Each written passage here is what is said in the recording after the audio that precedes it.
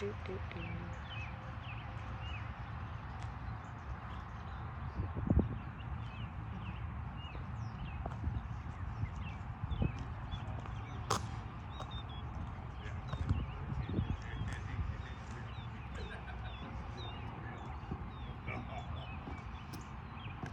to Berry Row, the Cribs edition. I put on my hat just for you all today.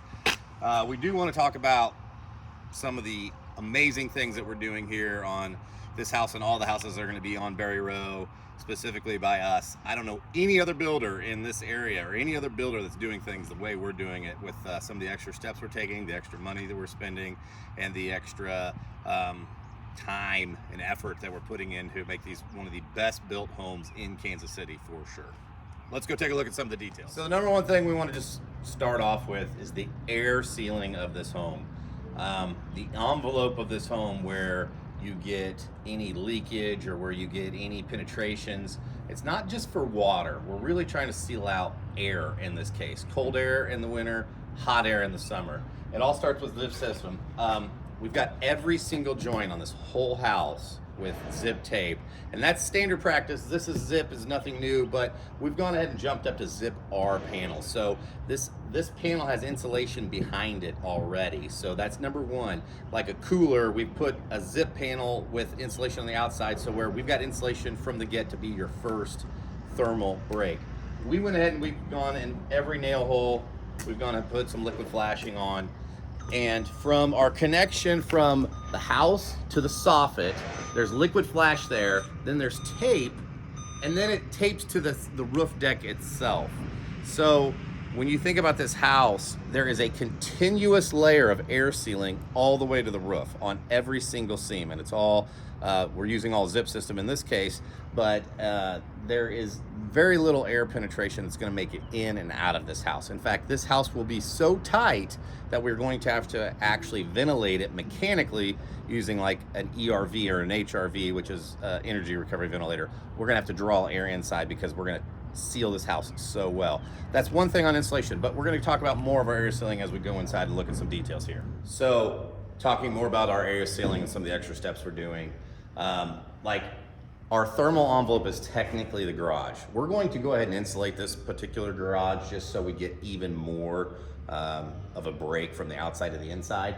But if you look here, like we've gone through some extra steps to really air seal from the outside to the inside. So we've put these panels in, we've liquid flashed on the corners and the tops, and we've taped the bottoms to make sure we can't even leak air, not only to the outside, but even in and out of our garage, which is gonna be an unconditioned space. So the whole point of this house is to be so tight, the less air that moves, the less heat's gonna get in, the less cold's gonna get in. All the building science people will tell you just benefits of air movement is one thing, but we're controlling moisture that way, and we're also controlling air movement that way. Another little benefit, no bugs this way. All right, we wanted to make this video specifically, sorry, this is a real job site, there's noise going on, people are working. We wanted to make this video specifically because once somebody buys this home and the sheetrock's all up and everything's finished, the details that we've put into this are gonna get, covered up.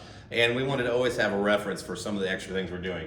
Another thing on insulation, since we're really talking about that, we've got 2 inches of rigid foam against your foundation wall before it's framed out that we're gonna go put more R13 bat inside of this. So this basement now has extra insulation that, once again, no other builder that I can think of is doing that to make this basement such a comfortable, this happens to be a bedroom, but to make this basement a comfortable living space. So we've got the 2-inch insulation, there's gonna be R13 on top of that. In this particular house, we've gone ahead and used this same rigid foam underneath the slab. So if not only air, but if cold can't penetrate from the ground up, then your slab temperatures is always gonna be a little more consistent and make this living space even more comfortable. So now we wanna talk about some of the structural things we're doing in this house, just that makes me, once again, a better builder than other production builders in the city. And we're not saying that like, oh, we're hating on anybody. Everybody's got a model, right? Your price points are your model, your style is a model, everything's a model, right? But We're trying to build a home that will outlive you. And we're not even trying, we're building homes that will outlive you. We're really thinking about a lifetime home here, a 100-year home, to where this is a generational home concept where you can easily sell or give this home to a kid or an offspring or somebody, a descendant, and pass off a beautifully well-built home. So some of that stuff just starts with the fundamentals of what we're doing here. We're using subfloor that's crazy, extra overkill. It's 1.1 inches thick. That way, the rigidity of the flooring system is all tied together by a really sturdy subfloor. And since we use trusses in this house, meaning all of our floors, we don't use dimensional lumber like other builders do. For multiple reasons. One, we don't have to actually fur down. We can get all of our mechanical systems inside of that truss space since we have extra space.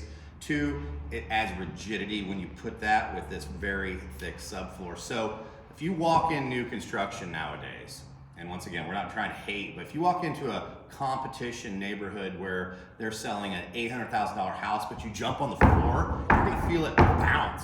You don't get that here because of this thick subfloor. Fun fact too, we've used all LVLs in this house. So that's laminated veneer lumber. These big, huge beams you can see portions of like over here and whatever. Those are actually more rigid than steel. They don't have a flex to them. So we don't get bouncing. We don't get that squishiness from anywhere in this house. So that's some of the things that we're doing that are just fundamentally from the ground up. Another thing we've done, this is just extra money, and this is extra effort, but the finished quality is going to pay off for it. We're using these LSLs. This is one continuous board that goes from the floor all the way to the ceiling. Now we do this for a couple of reasons. One reason is the sheetrock is going to finish out perfectly this way. You won't see seams, you won't see bubbles, you won't see a space in the middle of this wall where if you look at a high ceiling in another built home, guarantee you're going to see a bubble, but you're also going to see a seam there, and that's where you get a lot of sheetrock cracks. So we spent extra money by putting these LSLs that are continuous, one board from floor to ceiling in this really tall, beautiful living room that's going to happen. So now we're on the second floor, and we want to talk about another thing that's kind of unique about this particular house. I've read a ton of building science stuff. You know, Matt Reisinger, a building science kind of guru and a building science kind of guy. Stebrick and all those guys, Steve Basic, all these guys. Anyway, long story short, on this house, because of our air seal being so tight, we're doing an unventilated attic here. Now we have no mechanical systems, so there's no HVAC inside of the attic space, but we're doing an unventilated attic. So this roof deck will get spray foam against the actual roof deck. So by being ventilated, we're talking about there's no air that draws in the soffit area. In most homes, and all homes really in the last hundreds of years, they've put a soffit vent in that will let air go in and then exit out at the top of the house. Well, at the top of the roof, we aren't doing that. It's a closed system.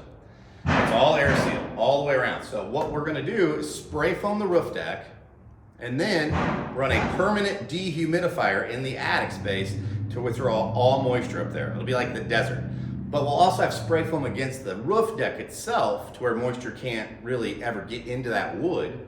And also you've got that thermal break from the outside heat or the outside cold. So we'll never get condensation inside the attic for two reasons. One, it's gonna be dehumidified down to like very little to no moisture.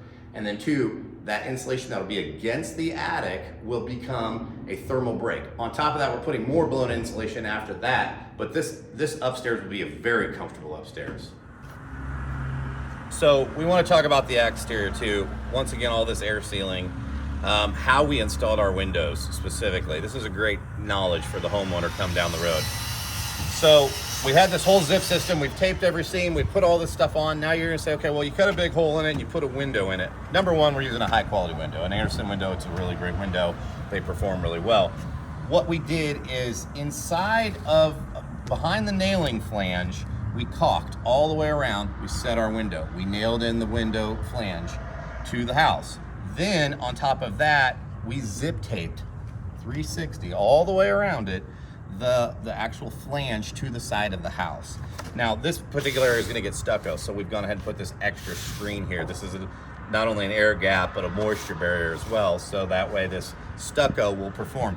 When people have freakouts about stucco on new construction and they know that it fails or goes bad, they aren't taking these extra steps by putting this air gap and rain screen behind their stucco. We are doing that because, once again, we are like other builders in the area. We're not doing this home for quick money. We're not doing this home for, oh, we want to, build as many as we can, as fast as we can. We're building this home to last your lifetime and be able to pass down to a kid with no problem. So our theories are a little different. Long story short, our air sealing on our windows is even top notch to where that whole house, that air penetration just isn't gonna happen.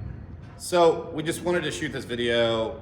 We know we're not polished at this. We don't make content for a living. We don't care. This video is really specifically done just so a future homeowner can say, okay, what's behind my walls? Why is my house different?